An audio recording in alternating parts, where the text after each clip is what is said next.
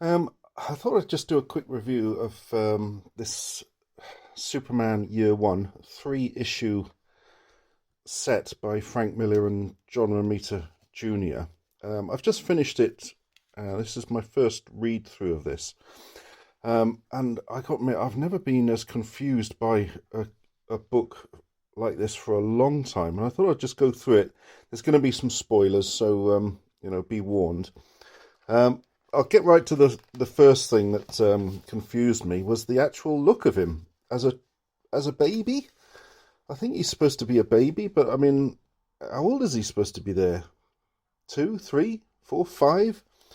It's like his face is he a baby? Is he? I don't know what he is. It's like unusual.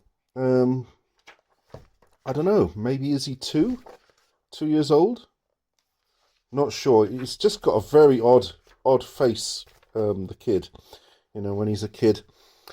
Anyway, basically, book one of three is all about Smallville, and it ends with the sort of love story with him and Lana, and it's he leaves her this note: "I love you and I'll miss you," and um, but it's odd because he's off and he's off to join the Navy SEALs, which is a bit of an odd sort of way to take the story.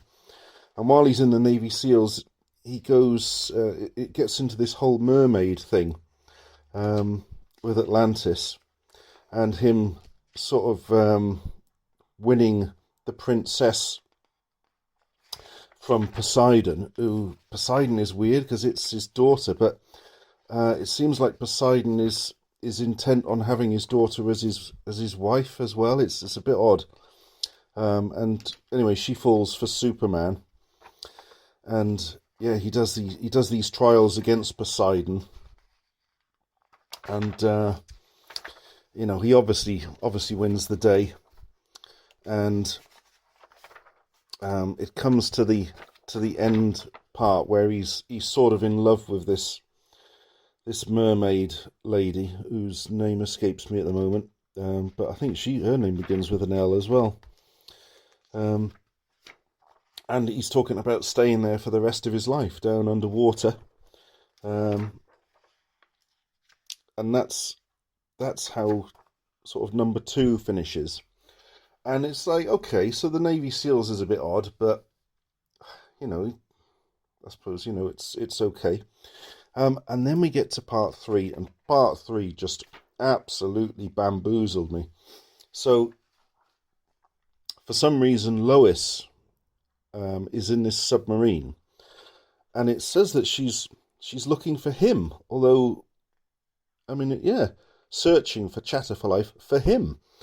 Although how she knows about him, I've no idea, because he's obviously been living underwater for all this time. And the submarine gets attacked. Although again, you're not quite sure who is attacking it or why. I don't think it's the Mer people. Anyway, he gets her out of the water and strangely goes and puts her up a tree, on top of a tree, and then has a fight with these like Navy SEAL guys again, and you're not quite sure why. Why is he having this fight with them? What's it all about? It seems to be quite a well coordinated attack, but you just have no idea what on earth is going on and why it's happening. And he takes Lois away, and that's that. It's what was going on. No idea. And then we get into the whole. Somehow he just does college or uni. He just does it and becomes a reporter because he wants to go and find Lois. Because he's obviously forgotten Lana. He's obviously forgotten the mermaid princess now, and he's now moved on to Lois, which seems really odd that he just falls madly in love with these women and then just forgets them in the next page. But anyway, he's in Metropolis, and it's for a chunk of it, it goes okay. It's all about him finding his disguise, and he's doing different things, like catching certain bad guys. And then there's this hostage thing that happens at LexCorp, and this is where it just gets really baffling. So he rescues the hostages, and saves the day, with Lois watching, and then Lex Luthor appears, and Superman sees him and says, "You're a damned liar." Now, at this point, I don't think they've met. And I was going back. Well, what have I missed there? When did they meet? What was this all about? But it seems like, from here to here, he somehow persuades Superman that he's needs to go after Batman. Why? I don't know. Again, I don't know how he does that. And then it sort of leads up to this incident where Superman and Batman meet each other, and it's just so bizarre because Batman just attacks him, and he comes out with all this really sort of stupid macho talk to Superman. Oh, you're gonna hurt, you self-righteous, self-possessed, self-absorbed sack of... It's like, what is Batman? Batman's intelligence level is off the chart. Why has it come to this, on their first meeting?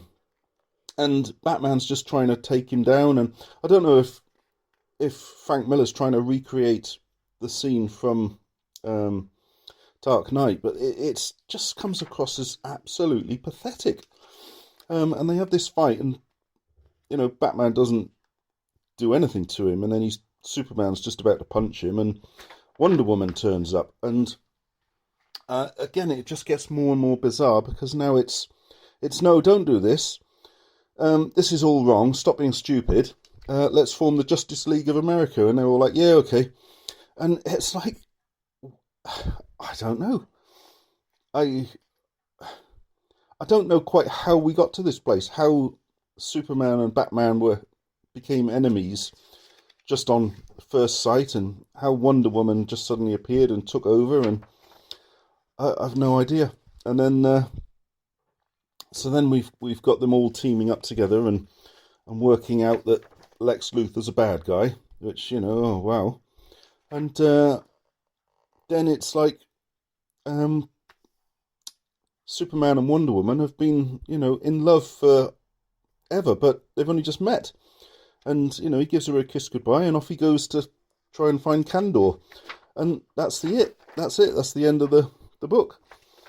And I was looking back thinking, well, what have I missed? Is there a chapter missing?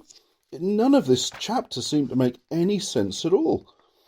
I don't know. Like I said, I've never been as confused by a book like this for such a long time. Yeah, I was so confused. I had to make a video. If you have read this and you know what I'm talking about, or you understand what's going on and